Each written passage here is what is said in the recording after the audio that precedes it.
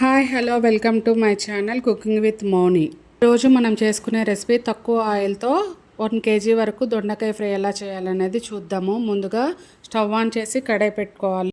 కడాయి అనేది వేడైన తర్వాత ఇందులో ఒక 2-3 స్పూన్స్ ఆఫ్ ఆయిల్ని యాడ్ చేసుకోవాలండి.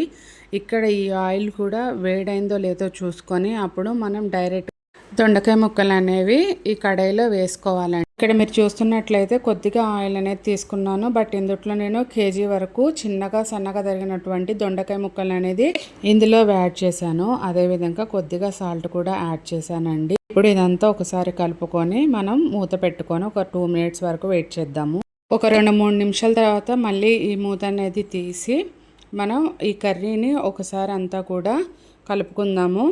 తక్కువ నూనెతో చేసే దొండకాయ ఫ్రై డయాబెటీస్ నియంత్రణకు, బరువు తగ్గడానికి మరియు జీర్ణక్రియను మెరుగుపరచడానికి ఎంతో మేలు చేస్తుంది. దొండకాయ ఫ్రై అనేది చక్కగా రావాలి అంటే మనం తీసుకున్న కడాయి మీద సరిపోయేటటువంటి ఒక లోతైనటువంటి ప్లేట్ని తీసుకోవాలండి. దాని మీద కొద్దిగా వాటర్ అనేది యాడ్ చేయాలి.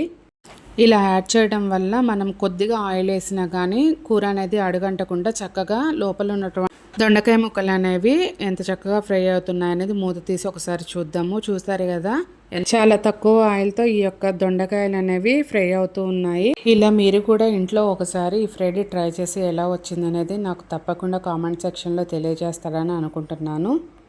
వీడియో కనుక నచ్చితే ఒక లైక్ కూడా చేసి నన్ను సపోర్ట్ చేస్తారని అనుకుంటున్నానండి. ఈ దొండకాయ కూర ఆల్మోస్ట్ రెడీ అవుతుంది. ఇప్పుడు లాస్ట్లో కొద్దిగా మనము ఒక 1/2 స్పూన్ వరకు నేను కారం అనేది యాడ్ చేశానండి. మీరు ఇంకా స్పైసీగా తింటే ఒక 1 స్పూన్ వరకు కారం అనేది యాడ్ చేసుకోవచ్చు.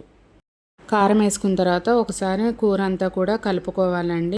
చివరగా కొద్దిగా కరివేపాకు ఇంకా కొత్తిమీరని కూడా చిన్నగా కట్ చేసుకొని ఈ కూరలో యాడ్ చేసుకోవాలి. సరిగా అండి, చాలా తక్కువ ఆయిల్తో ఎంతో టేస్టీ అయినటువంటి దొండకాయ ఫ్రై అనేది రెడీ అయిపోయింది. ఈ వీడియో నచ్చినట్టయితే లైక్ చేయండి, షేర్ చేయండి, సబ్స్క్రైబ్ చేయండి. Thank you.